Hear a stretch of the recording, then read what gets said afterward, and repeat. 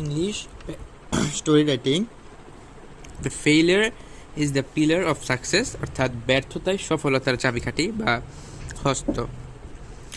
তো এই প্যারাগ্রাফটি কিন্তু খুবই গুরুত্বপূর্ণ, যেটি এসএসসি চট্টগ্রাম বোর্ডে 2019 সালে এসেছে এবং ঢাকা বোর্ডে 2020 সালে এসেছে। এবং কমপ্লিটিং স্টোরি বা স্টোরি রাইটিংয়ের ক্ষেত্রে সবসময় আমাদের এই কয়েকটা লাইন দেওয়া থাকবে এবং এই কয়েকটা লাইন বোঝার পরে আমাদের এই কয়েকটা লাইন পড়ে আমরা বুঝতে হবে যে এটা কোন কমপ্লিটিং স্টোরি বা গল্পটা কোনটা। তারপর সেই গল্পের যে প্রেক্ষাপটে আমাদের উপরে একটা হেডলিং বা টাইটেল দিতে হবে। টাইটেল দেওয়ার পরে আমাদের এতটুকু যে উপরে যেটা দেওয়া আছে সেটা লিখে তারপর এখান থেকে শুরু করব আমরা। তো প্যারাগ্রাফটি শুরু করছি। Robert Bruce was the king of Scotland, অর্থাৎ রবার্ট ব্রুস ছিল স্কটল্যান্ডের রাজা। His army was defeated again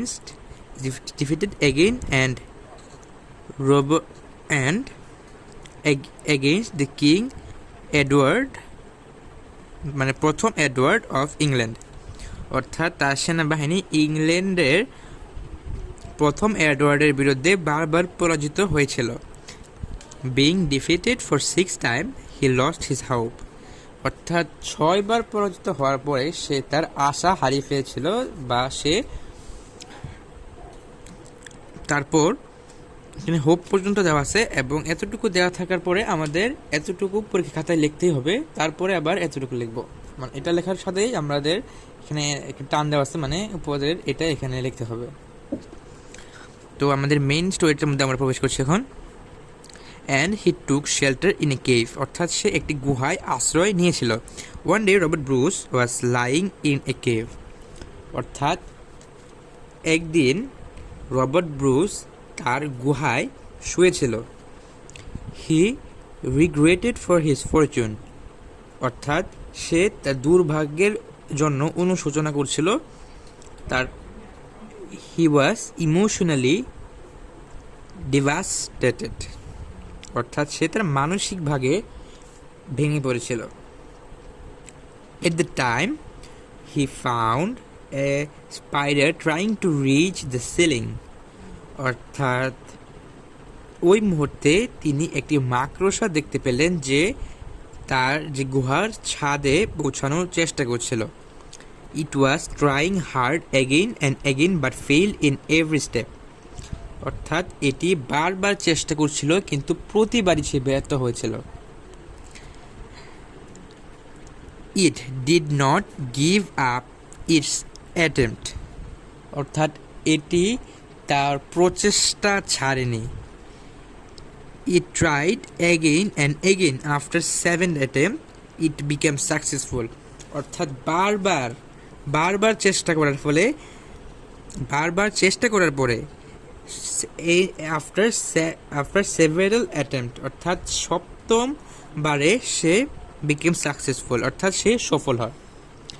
the effort of the spider encourage the king very much, অর্থাৎ এই মাকড়সার প্রচেষ্টা সে রবার্ট ব্রুস বা রাজাকে খুবই উৎসাহ দিয়েছিল। The king was hopeful again, অর্থাৎ যে রবার্ট ব্রুস বা রাজা আবার সে আশায় ফিরে পেল। He came out of the cave and began to gather forces, অর্থাৎ সে তার গুহা থেকে বের হয়ে এলো এবং আবার তার সৈন্যদের একত্রিত করল। হি ফট এগেইনস্ট দ্য কিং এডওয়ার্ড 1, অর্থাৎ সে কী করলো, এডওয়ার্ড 1-এর সাথে কী করলো, সে আবার যুদ্ধের জন্য প্রস্তুতি করেছিল বা সে পুনরায় এডওয়ার্ডের বিরুদ্ধে যুদ্ধ ঘোষণা করলো। In the effort the